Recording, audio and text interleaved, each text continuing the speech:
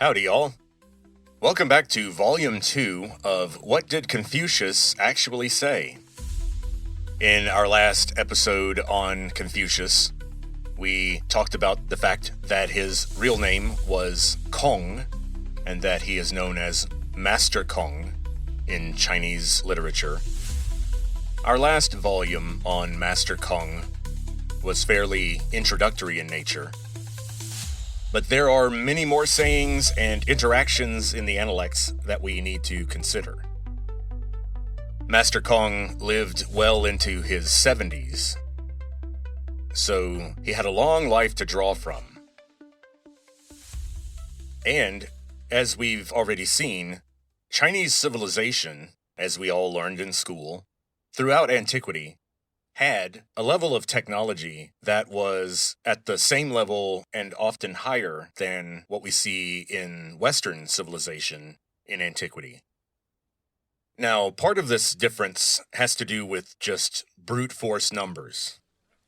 In our last volume on Confucius, we explored an ancient China from 500 BC, and we could see that Chinese civilization was, at the time, heavily populated and highly urbanized.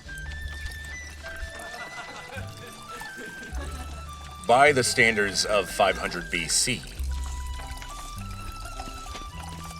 Now, if you and I were to get into a time machine and go visit Confucius, we would perceive a very sparse agrarian population. But we're coming from our time period of endless mountains of people with loud and hungry mouths packed into steel and concrete and drywall cages.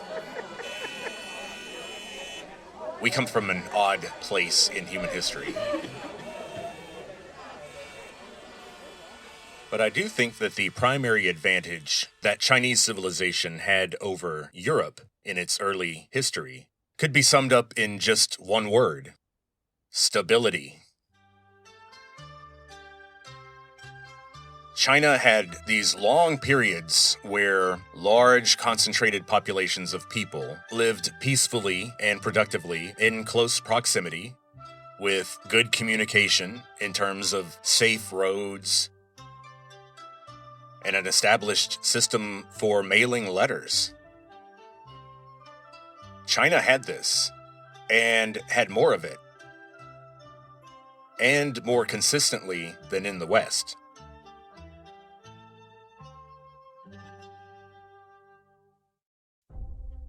Let's consider Greco-Roman civilization, what you might consider peak civilization in antiquity, before the Middle Ages.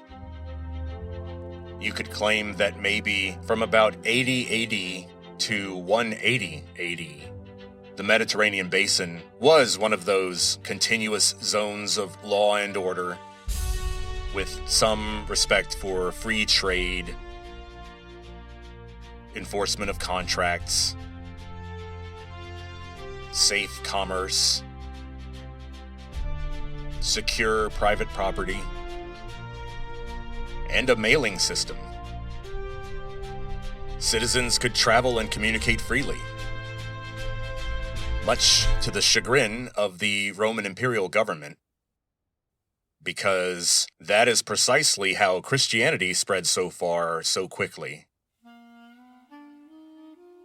Unfortunately for them, the Apostle Paul, formerly Saul of Tarsus, happened to be a Roman citizen, despite his Jewish ancestry. There's a story behind that, but we'll save that for one of the episodes about Western history. But just know that likely Paul's ancestors were prisoners of war that were taken during the time of Pompeius Magnus, Pompey the Great, in his original conquest of Judea that established Herod as the client king over the Jews. And just so you know, Herod was not Jewish at the time. He had to publicly convert to Judaism in order to take the throne. So I don't know about you, but that definitely gives him more of the odor of a political puppet rather than an actual king.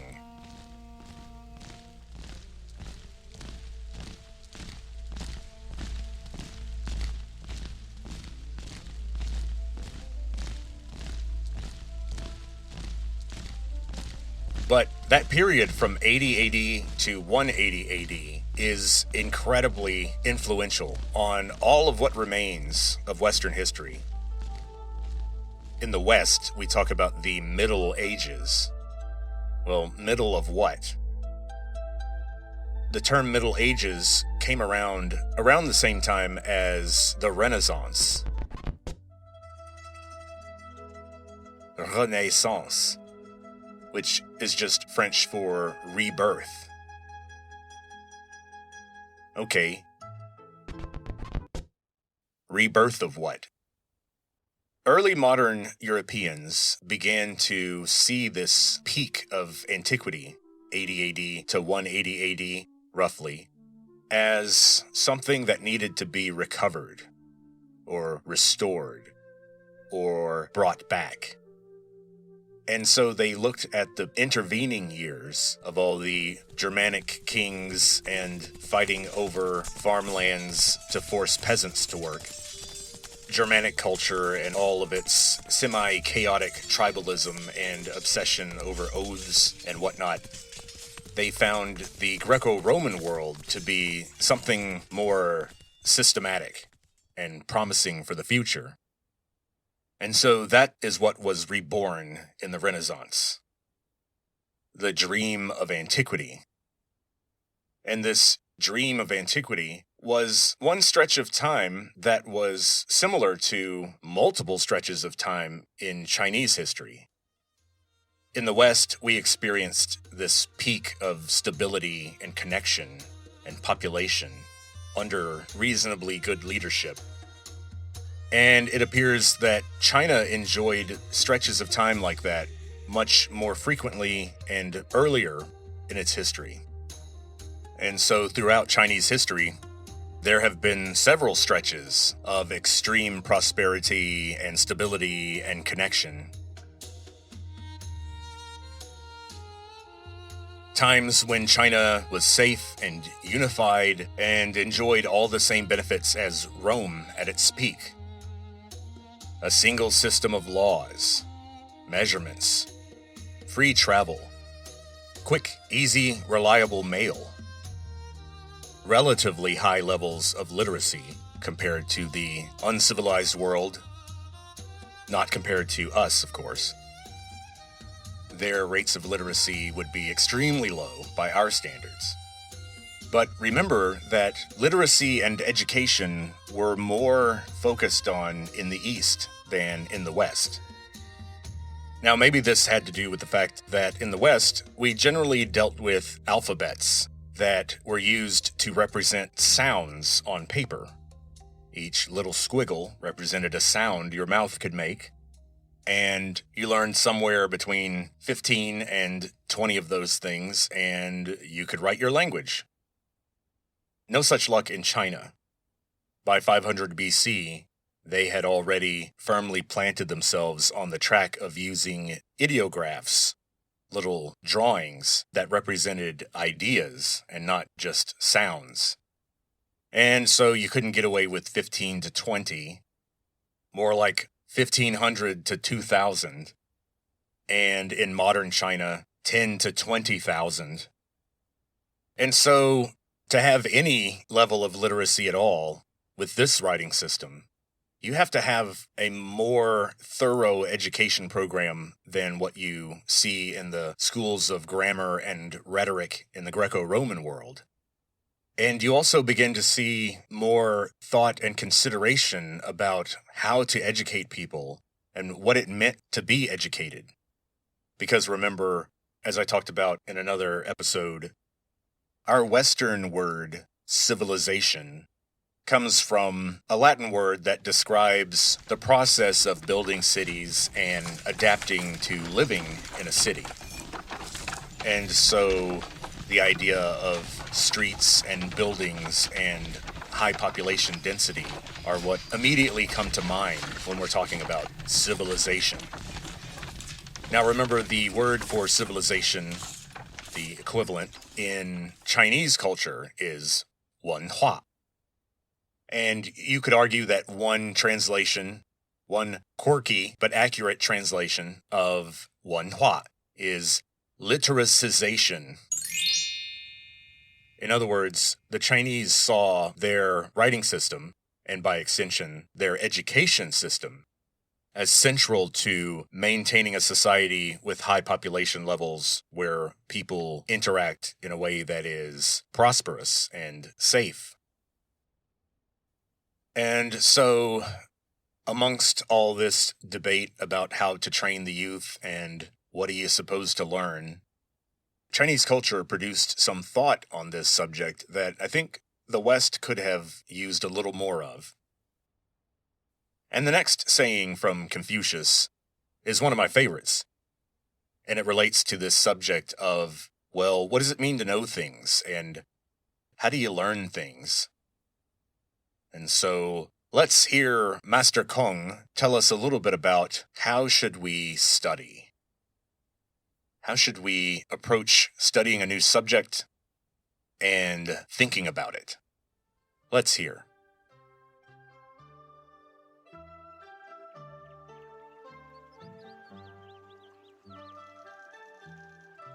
The master said, "To study without thinking is futile. To think without studying is dangerous."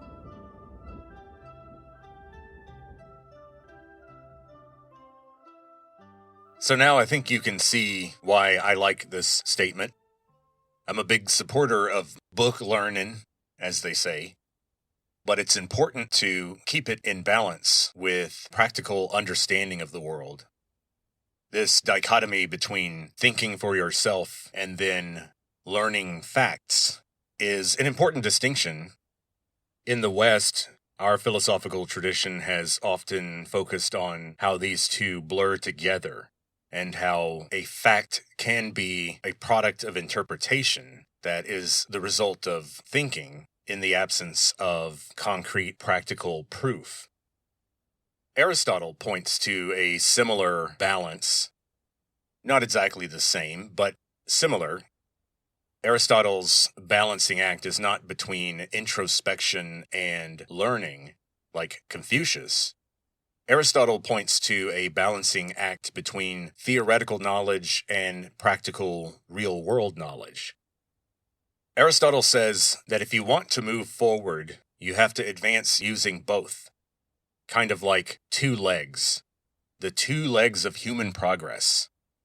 One leg is theoretical knowledge, for example, trying to figure out what the heck neutrons are, and then practical real-world knowledge, which would be, okay, now that we know what they are, let's build a gigantic, dangerous bomb.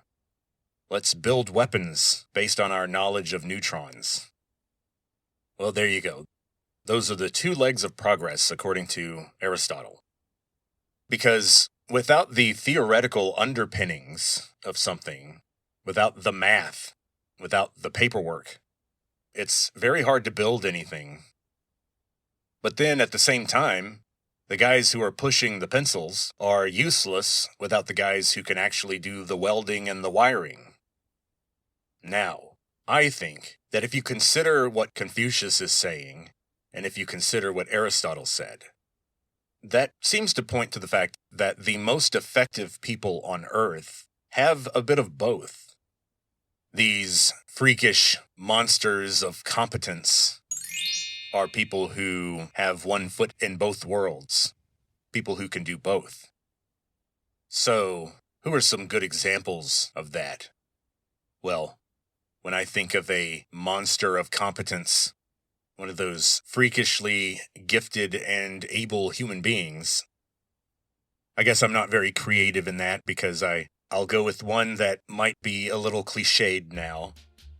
Neil Armstrong.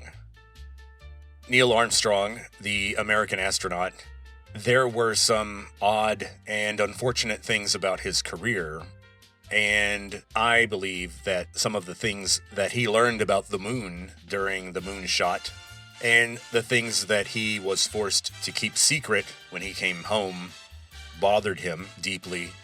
And I think that you can see that his emotional reaction to being the first human to set foot on the moon just doesn't really add up.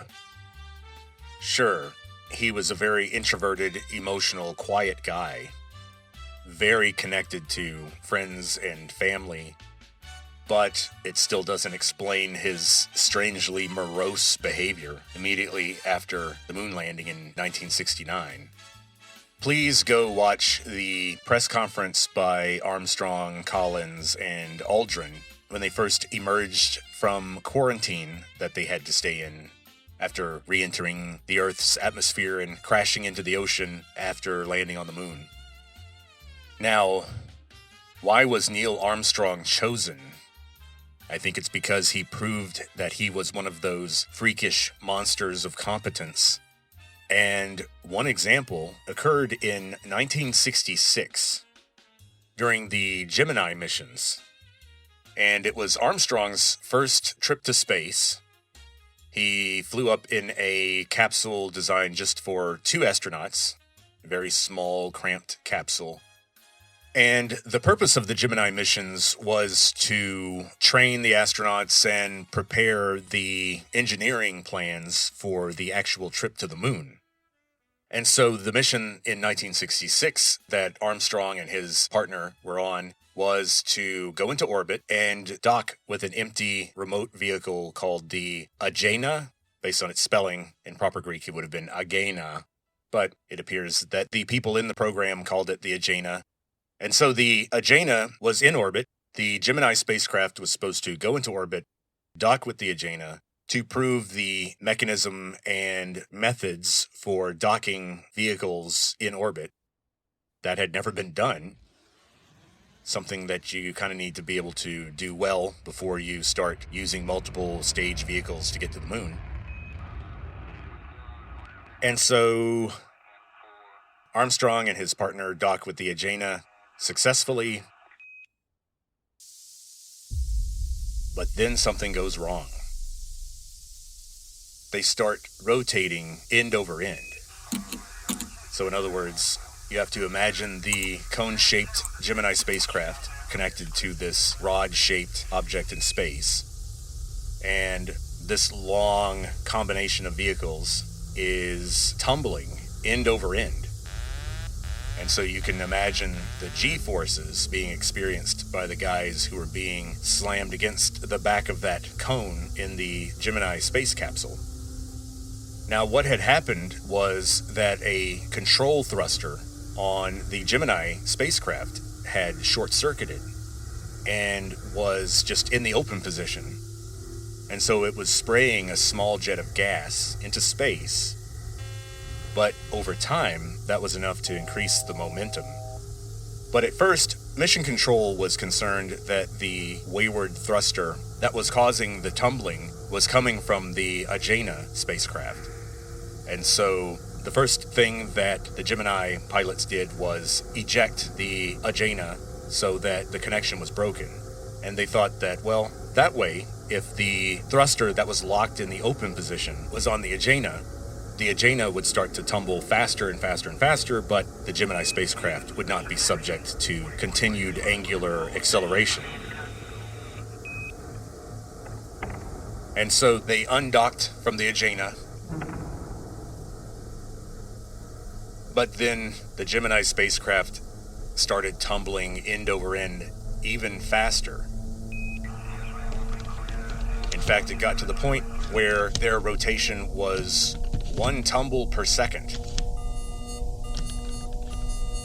So imagine that you're in this capsule, and there's a thruster in the nose of the cone that is in the open position, and it's spraying a jet of gas into space that is causing your spacecraft to tumble end over end. And once it gets to 1 tumble per second, the G-forces become a problem.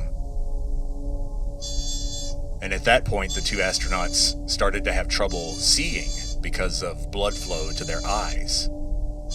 And of course, they both knew that the next step was loss of consciousness.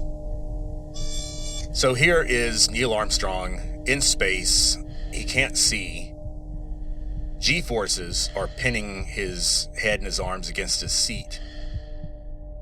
At this point, most humans would realize, oh boy, I'm about to go unconscious, and then I'm going to die. I'm never going to wake up. This orbit will decay, and they're going to fish the remains of this capsule out of the ocean. Well, the thing is, Neil Armstrong was also a very good engineer.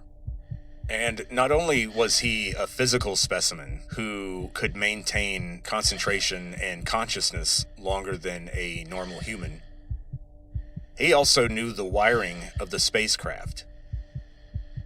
They say that Neil Armstrong would develop these things called one-pagers, where every aspect of the spacecraft was reduced to a page of material that he would memorize. And so he did the thinking. He kept his head. Despite all of what was going on, he realized, well, if the tumbling accelerated after ejecting the Agena, that means the thruster that's out of control has to be on the Gemini spacecraft. Now, he was not able to reach up to the control panel to try to turn off the thruster because he knew the thing had activated without being asked to begin with and was an electrical short. And so the only solution was to find the fuse to that circuit, pull it, and that would shut off the thruster. So that is precisely what Neil Armstrong did, just using his memory of the layout of the wiring of the spacecraft just before losing consciousness at a point where he could no longer see. He pulled the fuse and stopped the acceleration. Now, of course, when you're tumbling in a vacuum, stopping the acceleration is just step 1. In a vacuum, they would continue to tumble at 1 tumble per second forever until the astronauts were dead. But Neil Armstrong then was able to, without using his eyes, find and activate a separate thruster control system that was not supposed to be activated yet until after this phase of the mission. Now, Neil Armstrong, by activating that, he required a mission abort at that point, but it was the only way to slow the tumbling down and stop the spacecraft from spinning and keep the astronauts alive. And so, beyond all reasonable expectations, Neil Armstrong saved his life and that of his partner, and the Gemini missions, and, you could argue, the lunar missions, the Apollo program, all in one step. Just because the man was a magnificent athlete, he had the great gut instincts of a test pilot, and he was also a good scientist and engineer in his own right.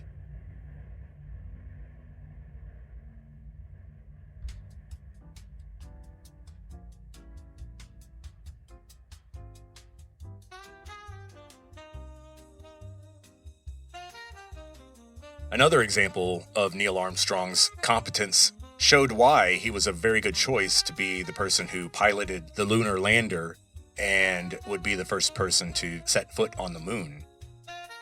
During the final descent stage, due to a variety of small errors, by the time the lunar module, the little bug-looking thing that they finally landed on the moon in, by the time that thing was in its descent toward the surface, they encountered a field of boulders that would create a dangerous area to land in. Neil Armstrong kept the lunar module flying much longer than what they had anticipated on paper. And in fact, he had less than 30 seconds of fuel left. And so he used his gut, his experience, his nerve as a test pilot, that even under all that pressure, he was going to choose a good landing spot. And he just knew down to the second how much fuel he had before they would just fall out of the sky and crash into the lunar surface and die. The amount of clear thinking this person can do under the most enormous pressure you can imagine is just mind-blowing. And the fact that he was such a brilliant engineer, while at the same time, this peak human who could actually fly the device better than other humans at the same time, was pretty impressive. And so it makes sense that he was the guy that they chose to go set foot on the moon and then come back and keep all the secrets about the fact that there was tons of stuff already up there and chemical rockets were obsolete by the 40s in reality. Neil had to fly these tube-like, clumsy chemical rockets better than most humans, and I still salute him for that, even though electrogravitics could have gotten us to the moon in seconds. Now, one thing I can't help but notice about Confucius is that I think he may have been frustrated about the lack of practical experience that he ended up gaining in his life. He did have appointments, and there are stories about decisions that he made. But it does appear that for most of his life, he was on the book end. He was the literature guy.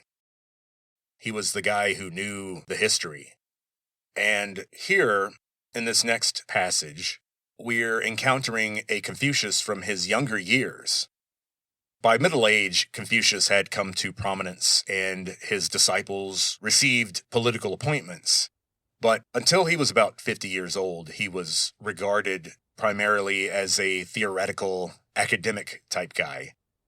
A learned guy, but not an up-and-coming functionary of the imperial system. And so the next analect reflects a conversation from Confucius's younger years before he had any appointments. And we'll see his attitude about how learned, bookish people relate to the government. Does everybody participate in politics? Even the guy in the library at 3 a.m.? As opposed to the bodyguard who watches the government officials during their meetings? Who is the government? Do we all matter? Let's hear.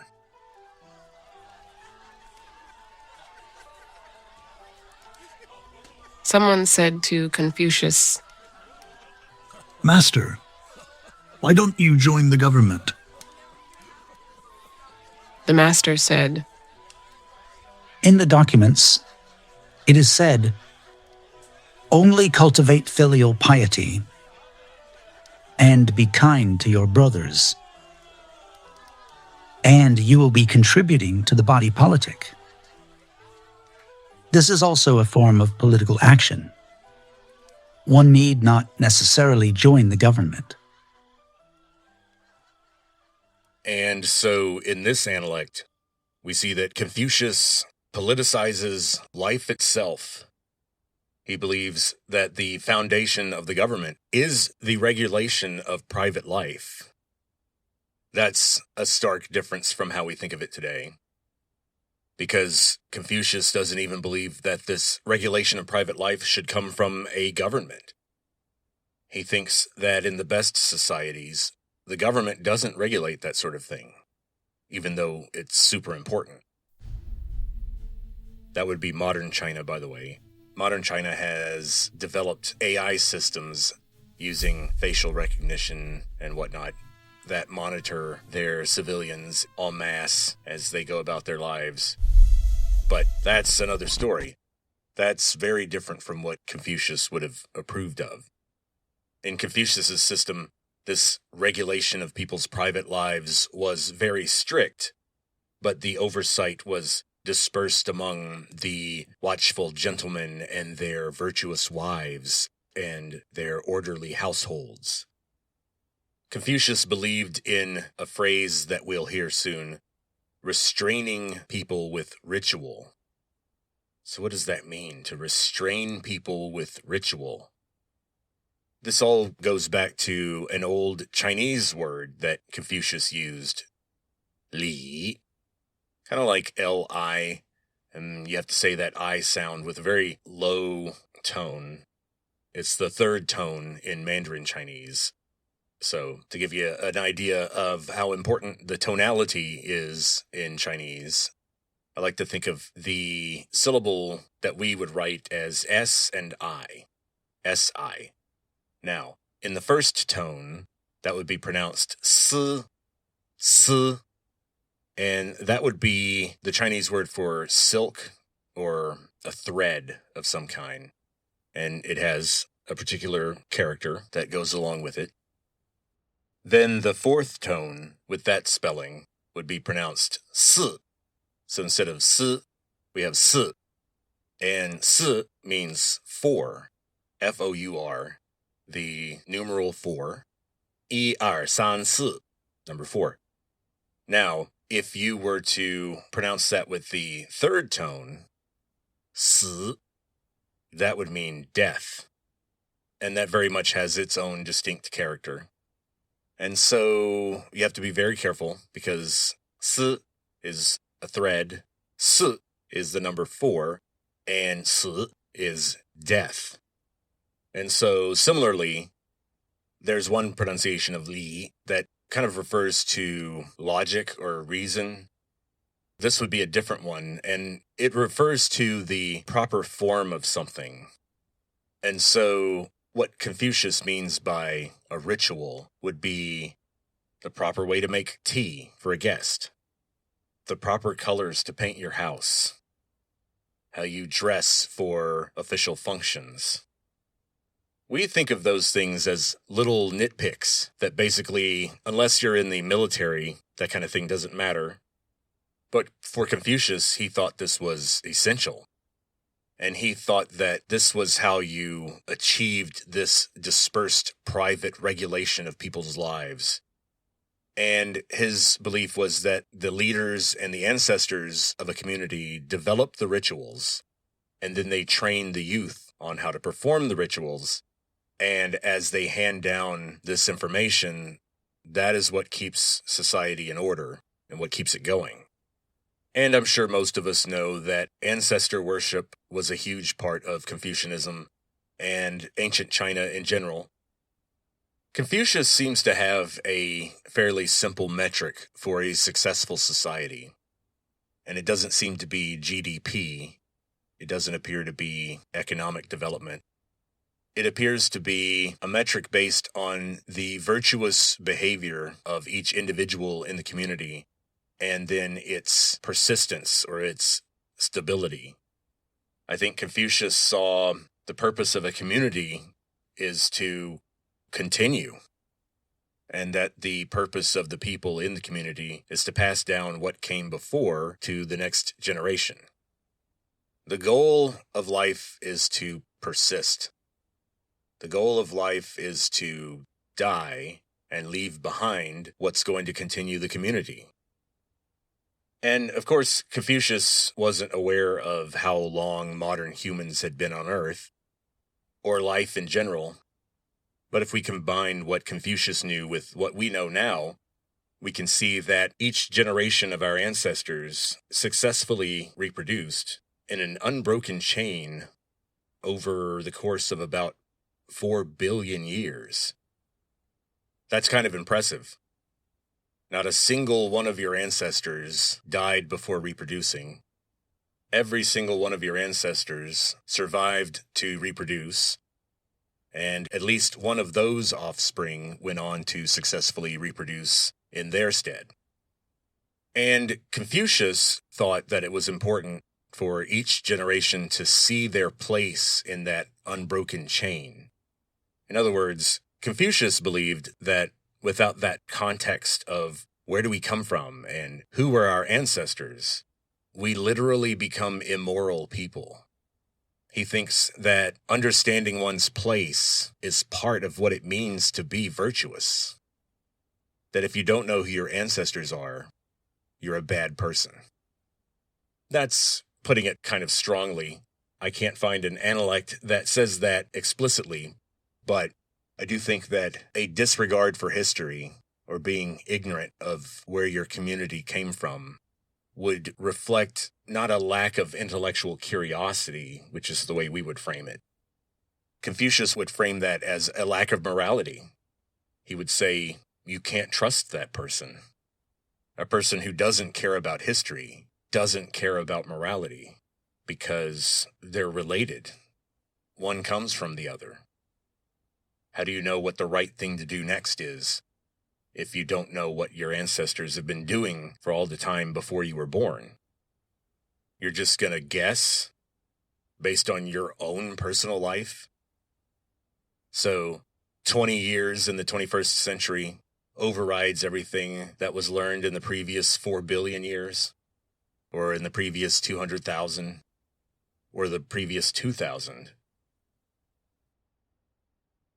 So if you thought that maybe I overstated Confucius's position earlier, let's listen to this next analect where he is pretty clear that the connection that a community has to their past relates to their virtuous behavior in their future.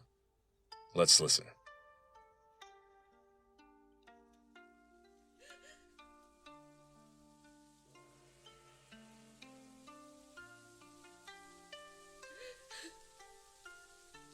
Master Zeng said, When the dead are honored and the memory of a remote ancestor is kept alive,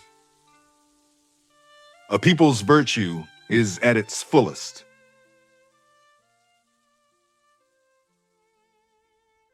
So the idea of going through life without understanding your history, without understanding the struggle of your ancestors, this was just plain evil to Confucius.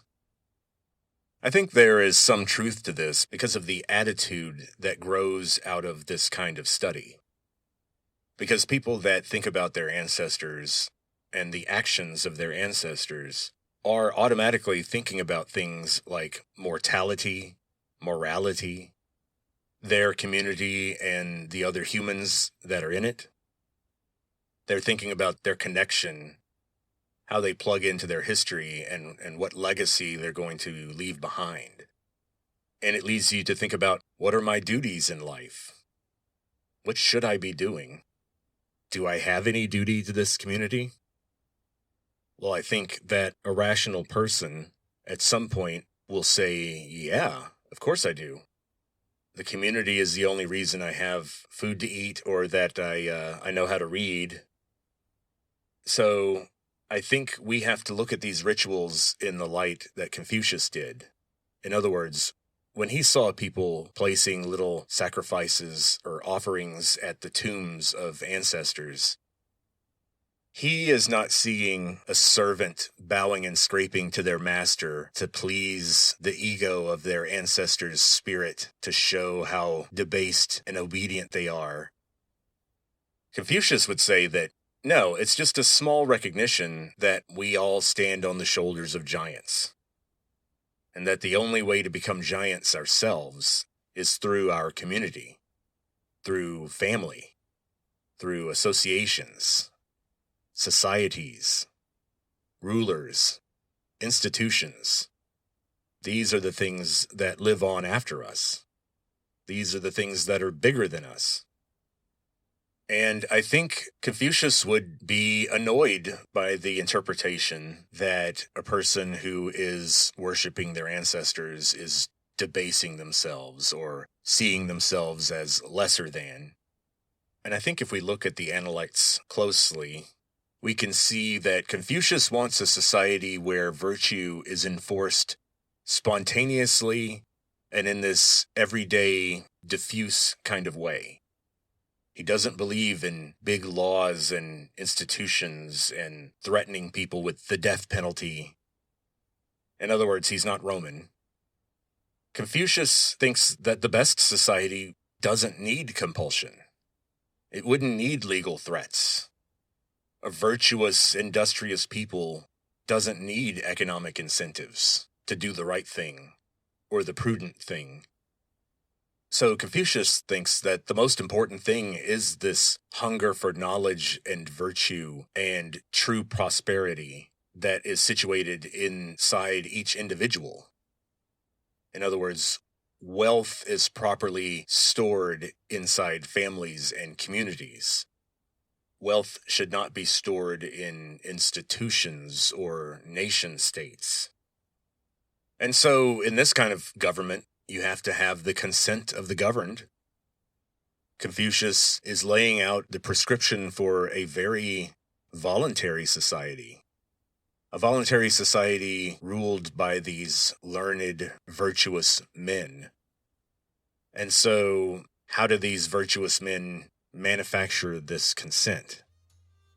How does Confucius expect the leaders to get people to follow their orders without threats, without economic incentives? Well, luckily for us, someone did ask Confucius that very question. Duke Ai asked, What should I do to win the hearts of the people? Confucius replied, Raise the straight and set them above the crooked, and you will win the hearts of the people. If you raise the crooked and set them above the straight, the people will deny you their support.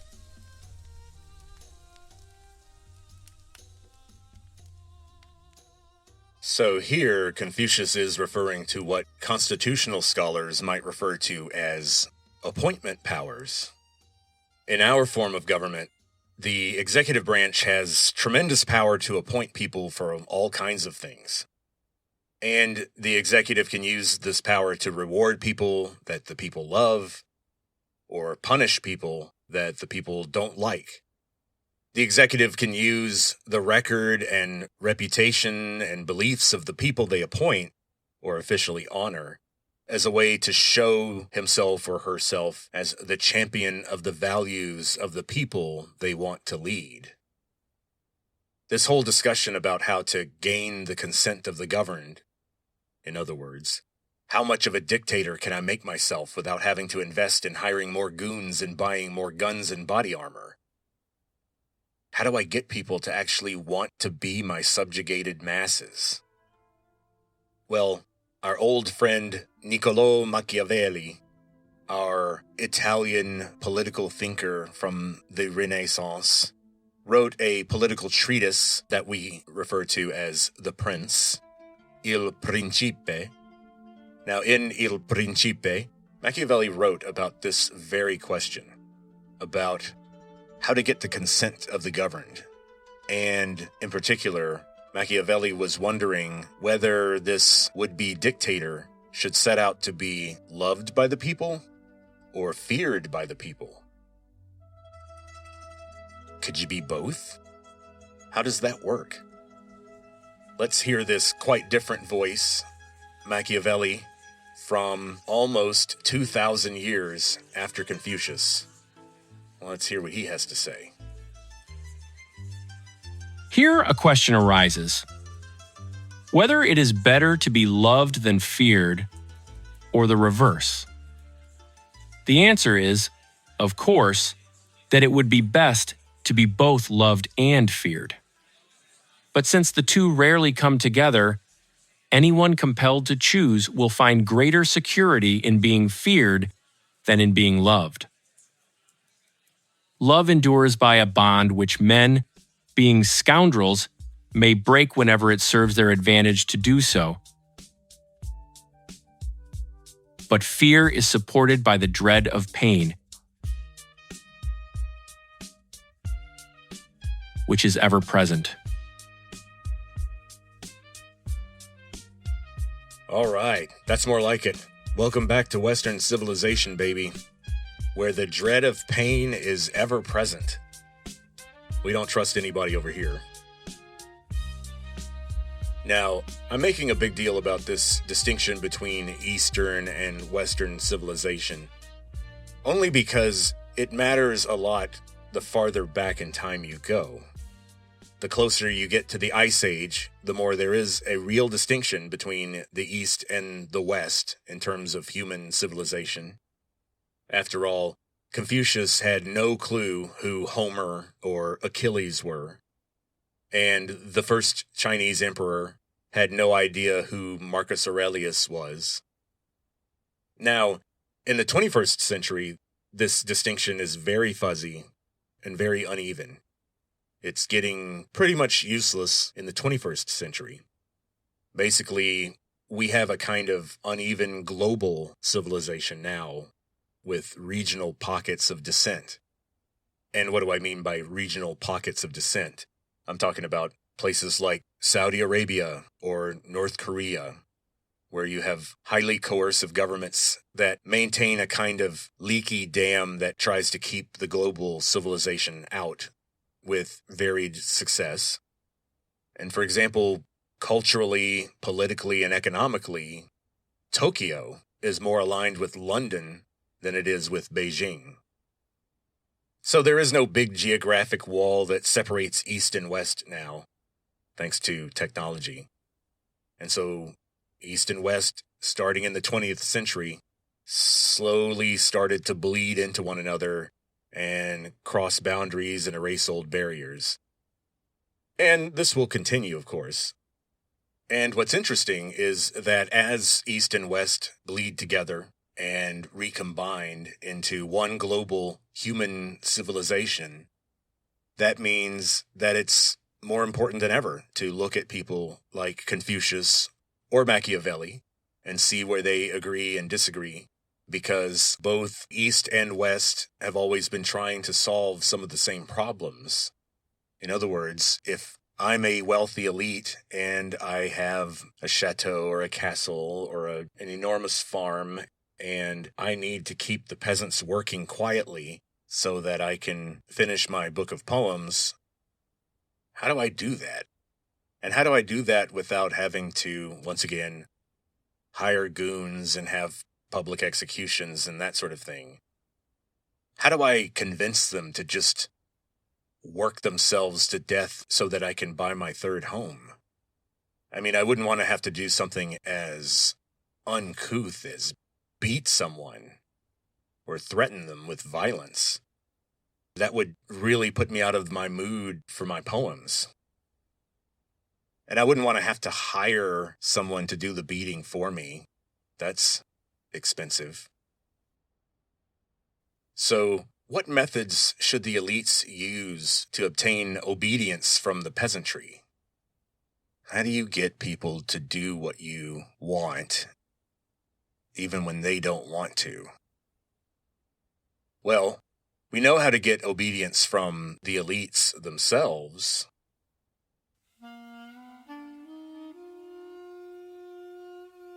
Blackmail works really well. But, they didn't know about the Caribbean, and Confucius didn't own any islands, so mass blackmail was not an option. So, how do you get obedience from the common man? What's the best method for that? Now, we know what the Romans thought, and as an extension, what Machiavelli thought.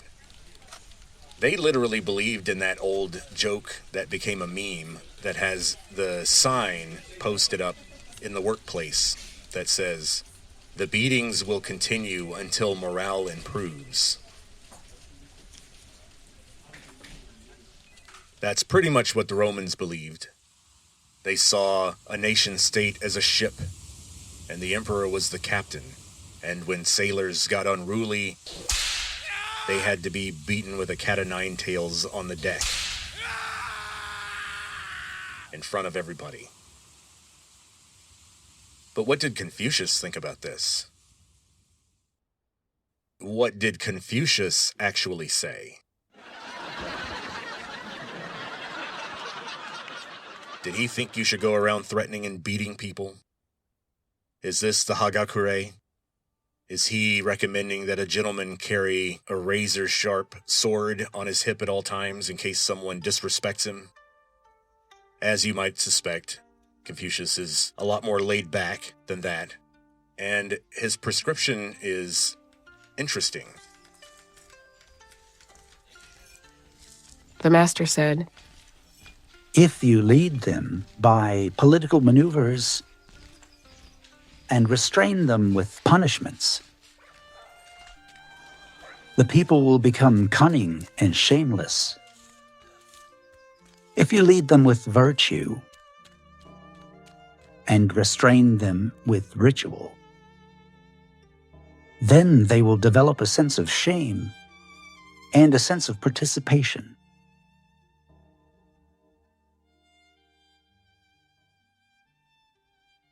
So, the plot thickens. Confucius is putting his cards on the table here.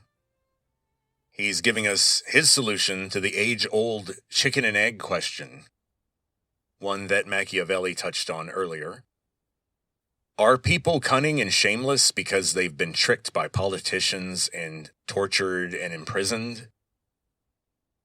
Or do politicians constantly lie and torture and imprison people because people are so cunning and so shameless that cold-blooded cruelty is the only way to lead them? What if our leaders are liars because only liars can lead liars? What if violent, cruel psychopaths end up in charge so often precisely because that's the only way you can rule cruel, violent psychopaths, is by finding the strongest and most violent psychopath and put them in charge? Is that the situation we're stuck in? Well, Confucius would say no. Confucius would say there's another way. Ritual. That's the magic word. And we're going to leave off here for today. But in the next episode on Confucius, we are going to talk about this concept of restraining people with ritual.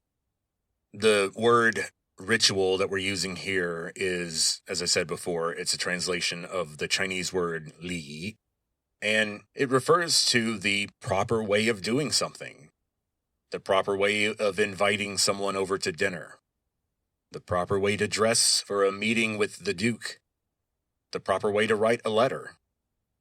What kind of gift should you bring to a house dedication ceremony? Confucius believed that these simple acts and the form and the restrictions that we put on them formed the basis of a good society.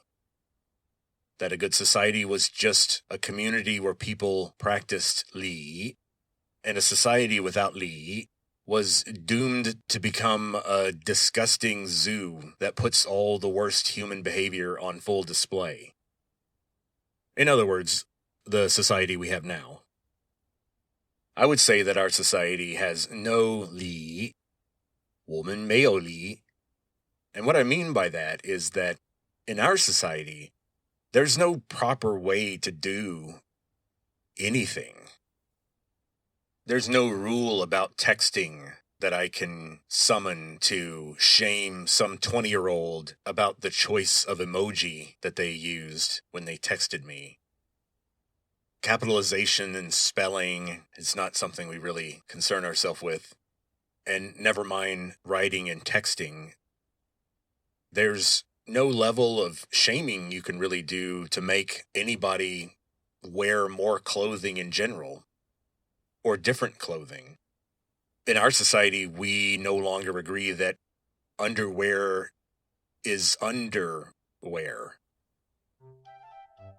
Underwear can be outerwear because in our society, everybody is different. Even though the science screams at us that no, we're not. We're all just combinations of the same 5 archetypes. People are not that different. We're depressingly similar. The marketers had me pegged a long time ago. aging Gen X Austin hipster. That tells you all kinds of things about the products I buy, what kind of car I drive, what kind of music I listen to, what kind of movies I'm going to go see. Confucius would say that these little arbitrary rules about how to write or walk or talk or dress, he believed that humans could not get along without those rules. And more importantly, the rules are important because they allow you to spot who is the more sociable and conscientious person. And you can spot those people by how well they conform to those rules. And the more complex and voluminous the rules, the more of a hurdle it is to jump through, the easier it is to spot the people who can do it. It's a character test. For Confucius, looking at someone's wardrobe is a character test. Listening to someone's speech patterns for Confucius is a character test. And we're not talking about the size of their vocabulary. As we heard earlier, Confucius was not interested in eloquence. Confucius would be more impressed with saying the right greeting to the right person at the right time. Something like remembering the name of the gardener and asking about the health of his wife. Things like that. For Confucius, that's what it's all about. Furthering the ritual. Handing it down to the next generation through example. For Confucius, that was government. That's leadership. That's the core function of a society. Not some scroll where someone wrote down the Constitution, the parliamentary rules about how we're supposed to form our laws. We don't see it that way now. But maybe Confucius had a point.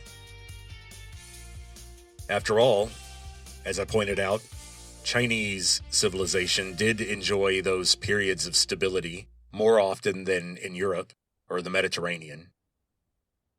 Maybe their focus on doing the basic stuff the right way and enforcing cultural uniformity was the actual trick. And maybe the West, with our focus on edge cases and the boundaries between belief and knowledge and the gray areas between facts and opinions, and also enforcing a kind of cultural atomism where the individual was central and sacred. Maybe the West made a mistake by going that direction. Maybe some of those cultural trends tended to trigger instability in the West that we didn't see in the East. But history is so messy. Human societies are so full of so many individual economic and even ecological variables that have their say. It's really hard to isolate one element and say, aha, this is the causal thread. This is why this is the way it is. That's pretty much impossible. We'll definitely look more into this next time.